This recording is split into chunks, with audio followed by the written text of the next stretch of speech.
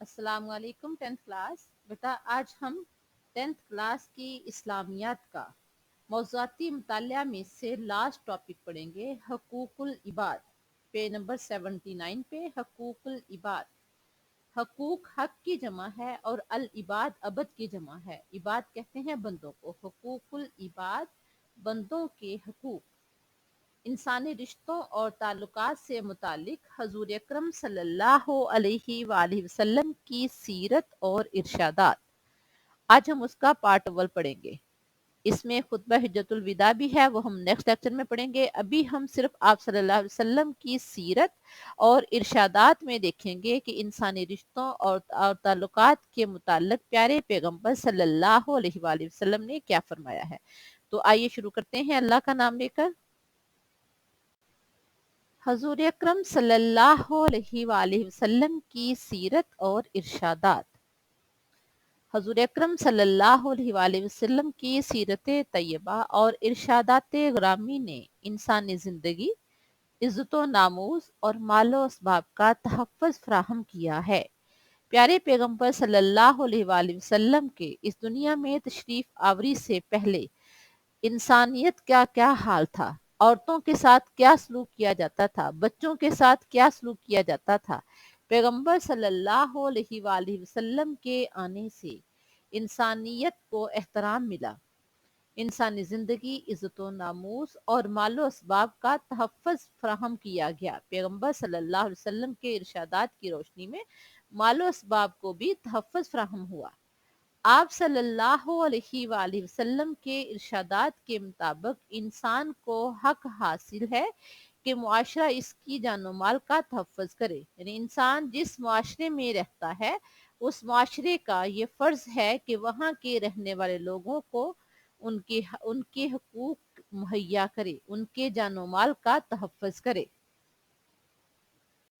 حضور اکرم صلی اللہ علیہ وآلہ وسلم نے اپنی سیرت کے ذریعے انسان کو برابری کا حق دیا، یعنی تمام انسان برابر ہیں، کسی کو دوسرے پر سوائے تقوی کے کوئی فضیلت حاصل نہیں۔ اللہ تعالیٰ کا فرمان ہے، یا ایہا الناس، اے لوگو، انا خلقناکم، بے شک ہم نے تمہیں پیدا کیا ہے، من ذکر و انثی، ایک مرد اور عورت سے۔ اس کی وجہ سے کسی کو بھی دوسرے پر فضیلت حاصل نہیں ہے۔ ہم سب آدم علیہ السلام کی اولاد ہیں۔ اگر کسی شخص کو دوسرے پر فضیلت حاصل ہے تو وہ تقوی کی بیس پر ہے، ادروائز تمام انسان آپس میں برابر ہیں۔ ملازموں اور خدمتگاروں کے ساتھ اپنے برابری کے سلوک سے عملی نمونہ پیش کیا۔ حضرت انس رضی اللہ عنہ حضور صلی اللہ علیہ وآلہ وسلم کی خدمت میں 10 سال رہے۔ وہ کہتے ہیں کہ پیغمبر صلی اللہ علیہ وآلہ وسلم نے کبھی مجھے بھی کسی کام سے اگر میں نے نہیں کیا یا خراب ہو گیا ہے تو کبھی مجھے ڈانٹا تک نہیں تھا۔ ان کے ساتھ برابری کا سلوک کرنے کا حکم دیا ہے۔ ان کے حق کے بارے میں، یعنی ملازموں اور خدمتگاروں کے حق کے بارے میں خاص طور پر تاکید فرمائی ہے۔ پیارے پیغمبر صلی اللہ علیہ وآلہ وسلم کا فرمان ہے، جو خود پہنو وہی انہیں پہناؤ، جو خود کھاتے ہو وہی انہیں کھلاؤ۔ مزید فرمایا کہ اگر تم ان کے حقوق ادا نہیں کر سکتے تو اللہ کے بندو انہیں آزاد کر دو، ان پر ظلم و ستم نہ کرو، انہیں فروخت کر دو یا انہیں آزاد کر دو، لیکن انہیں سزا نہ دو۔ یعنی ملازموں اور خدمتگاروں کے ساتھ حسن سلوک کی بہت زیادہ تاکید فرمائی گئی ہے۔ ہمسائے کے حقوق کے بارے میں خاص طور پر تاکید فرمائی۔ آپ صلی اللہ علیہ وآلہ وسلم نے فرمایا کہ مجھے جبرائیل علیہ السلام بار بار پڑوسی کے ساتھ حسن سلوک کی تاکید کرتے رہے، یہاں تک کہ مجھے خیال پیدا ہونے لگا کہ شاید اللہ تعالی ہمسائے کو وراثت میں شریک کر دیں۔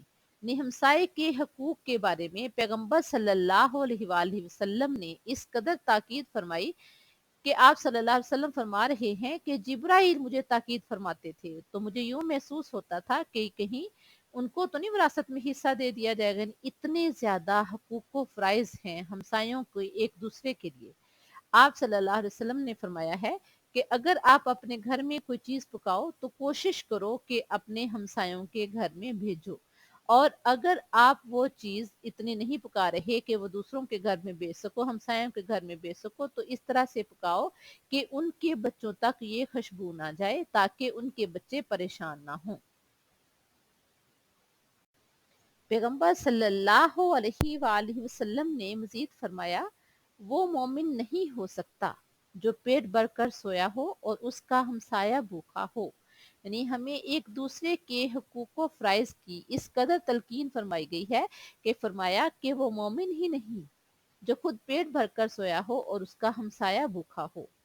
ہمسائے کے اس حق کی روشنی میں انسان کو جہاں بہت سی ذمہ داریاں سونپی گئیں، وہاں اسے بہت سے حقوق بھی حاصل ہوئے، کیونکہ ہر فرد کسی نہ کسی کا ہمسایہ ہوتا ہے۔ یعنی ہم یہاں بھی رہ رہے ہیں، ہم کسی کے ہمسایہ ہیں، کوئی ہمارا ہمسایہ ہے۔ اگر ہمیں کچھ ذمہ داریاں دی گئی ہیں تو ہمیں کچھ حقوق بھی ملے ہیں، لہٰذا جب ہم اپنے حقوق و فرائض کو سمجھیں گے تو یقیناً معاشرہ بہترین معاشرہ بن جائے گا۔ ماں باپ کی حیثیت سے انسان کو حضرت محمد صلی اللہ علیہ وآلہ وسلم کے ارشادات کی روشنی میں بہت سے حقوق حاصل ہوئے، جیسا کہ اللہ تعالیٰ نے قرآن کریم میں بھی فرمایا ہے، فَلَا تَقُل لَّهُمَا اُفٍّ، تم انہیں اف تک بھی نہیں کہہ سکتے، وَلَا تَنْهَرْهُمَا، اور تم انہیں ڈانٹ بھی نہیں سکتے، وَقُل لَّهُمَا قَوْلًا كَرِيمًا، ان سے عزت سے بات کرنا۔ بات کرنے کا طریقہ کیا بتایا ہے، وَاخْفِضْ لَهُمَا جَنَاحَ الذُّلِّ مِنَ الرَّحْمَةِ، نرمی سے ماں باپ کے ساتھ بات کرنے کا حکم دیا گیا ہے۔ اور ماں کے بارے میں فرمایا، الجنت تحت اقدام الامہات، جنت ماں کے قدموں تلے ہے۔ اسی طرح باپ کو جنت کے دروازوں میں سے ایک دروازہ قرار دیا۔ ایک دفعہ پیارے پیغمبر صلی اللہ علیہ وسلم کے پاس صحابی تشریف لائے، اور ان کے بیٹے کے ساتھ کسی بات پر پراپرٹی کے سلسلے میں جھگڑا تھا۔ پیغمبر صلی اللہ علیہ وآلہ وسلم نے باپ اور بیٹے دونوں کی بات سننے کے بعد بیٹے کا ہاتھ باپ کے ہاتھ میں دیتے ہوئے فرمایا، تو اور تیرا مال تیرے باپ کا ہے۔ یعنی والدین کی ہماری زندگی میں بہت زیادہ اہمیت ہے۔ والدین ہمارے لیے کیا مقام رکھتے ہیں یہ ایک الگ سے ٹاپک ہے، لیکن اگر ہم زندگی میں کامیابی چاہتے ہیں تو ہمیں اپنے والدین کی بات ماننا ہوگی۔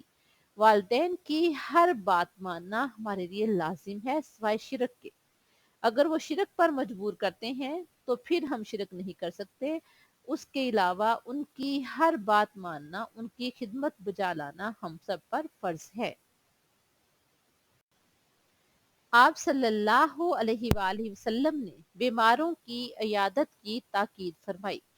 یعنی اگر کوئی بیمار ہے تو ہمارے لیے کیا ضروری ہے کہ ہم اس کی عیادت کے لیے جائیں۔ اس طرح بیمار کو یہ حق ملا کہ اس کی دیکھ بھال کی جائے۔ اس کے بارے میں پیارے پیغمبر صلی اللہ علیہ وآلہ وسلم کا فرمان ہے، جب کوئی کسی بیمار کی عیادت کے لیے جاتا ہے، جب تک واپس نہیں آتا، اللہ کی رحمت کے فرشتے اس کے لیے رحمتیں لکھتے رہتے ہیں۔ یعنی بیمار کی عیادت کے لیے جانا نیکی کا کام ہے، ثواب کا کام ہے۔ نیت کیا ہونی چاہیے کہ ہم اس کی تیمارداری کے لیے جا رہے ہیں۔ اس کی تیمارداری کس لیے کر رہے ہیں؟ اللہ کی رضا کی خاطر۔ جب اس کی تیمارداری سے اللہ راضی ہوتا ہے تو پھر اللہ کی رحمت کے فرشتے بھی رحمتیں لکھتے رہتے ہیں، اور اس سے بیمار کو یہ حق مل جاتا ہے کہ اس کی دیکھ بھال ہو جاتی ہے۔ حضور اکرم صلی اللہ علیہ وآلہ وسلم نے اپنے عمل سے عورتوں کے احترام کا حق دیا۔ اسلام سے پہلے عورتوں کا کیا حال تھا؟ معاشرے میں بھیڑ بکریوں کی طرح عورتوں کو رکھا جاتا تھا۔ اگر کوئی عورت بیوہ ہو جاتی تو اس کا دوبارہ شادی کا کوئی حق نہیں تھا۔